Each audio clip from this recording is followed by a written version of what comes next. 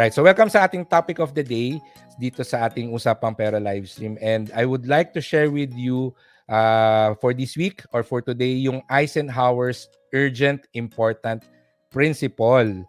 Okay?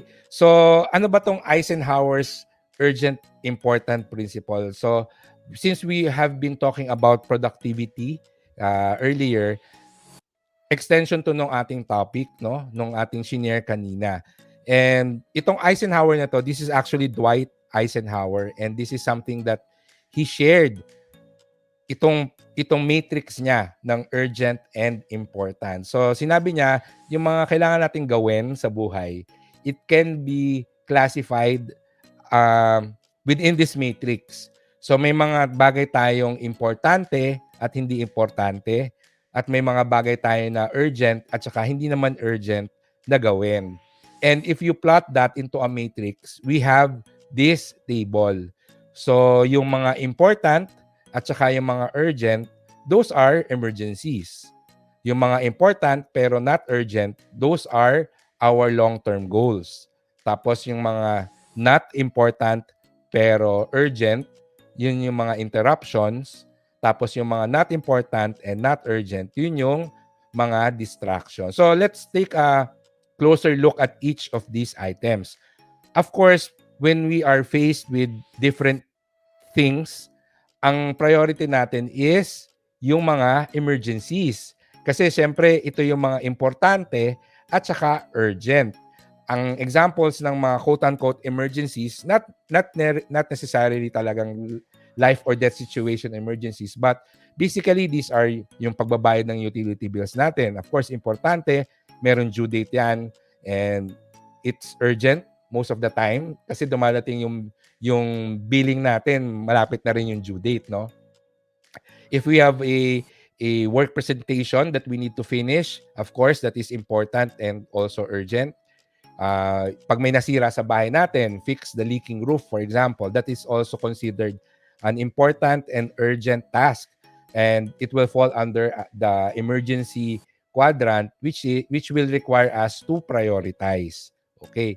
Ngayon, dun sa important pero not urgent, dito madalas pumupunta yung mga long-term goals natin. And pagdating sa mga long-term goals natin, of course, we can break that down into different types of tasks. And for example, writing a business plan. If we plan to, if we want to put up a business, one of the things that we need to do is to write a business plan. Pero kung hindi naman tayo nagmamadali na magtayo ng business, of course, it goes to our long-term goals kasi hindi siya urgent. Creating a budget, kung gusto natin ayusin yung finances natin, of course, we need to create a budget. If we want to invest or trade the stock market, ang first step natin dyan is to learn how the stock market works. So, itong mga tasks na to, it falls under important and not urgent. And oftentimes, ito yung mga sineset aside natin. And this is usually the reason why we find it hard to improve our lives. Kasi we know that these things are important, pero hindi natin siya binibigyan ng tamang priority. Kasi in reality, hindi naman sila urgent na gawin, di ba? And oftentimes, ang nangyayari sa atin, ang ginagawa natin ay we go on the urgent but not important task. So ano tong mga quote-unquote interruptions na to? Things like reading our work email or returning a call to a friend or going to the mall sale. Yan. So these are tasks that are really not important, but they are urgent. And kapag natapos na natin yung mga emergencies natin, natapos na natin gawin yung mga important and urgent, usually, ang instinct natin ay pumunta dito sa quadrant na to do the things that are kind of urgent also, but they're not really important. And what I want to emphasize is itong mga long-term goals natin or the tasks that we need to do which are not urgent but important, dapat mas mataas ang priority niya.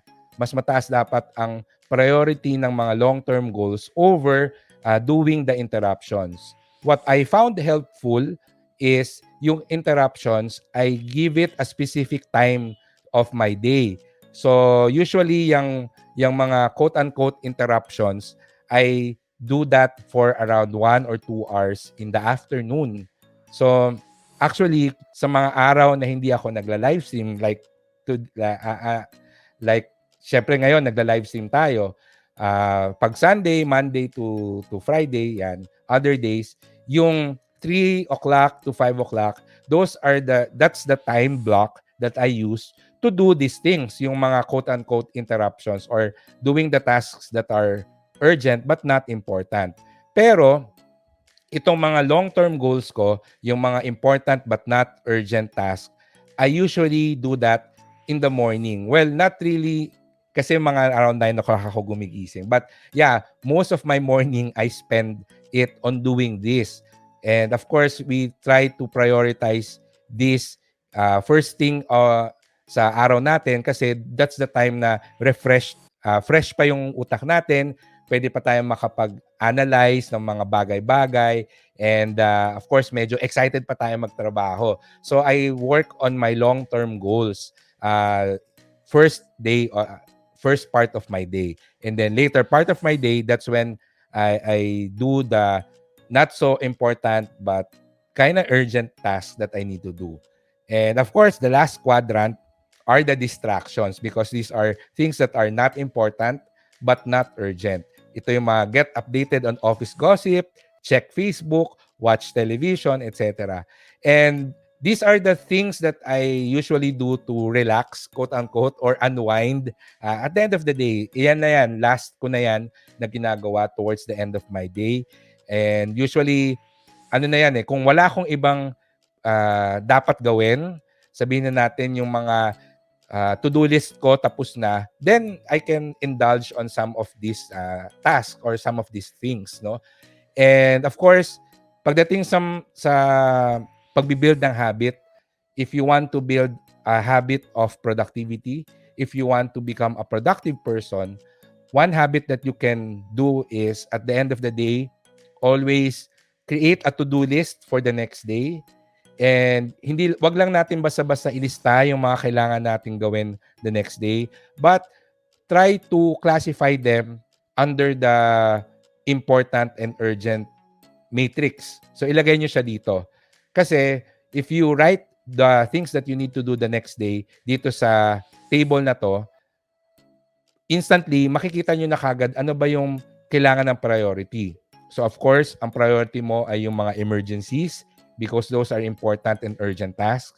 And then, makikita mo yung separation between the long-term goals and interruptions.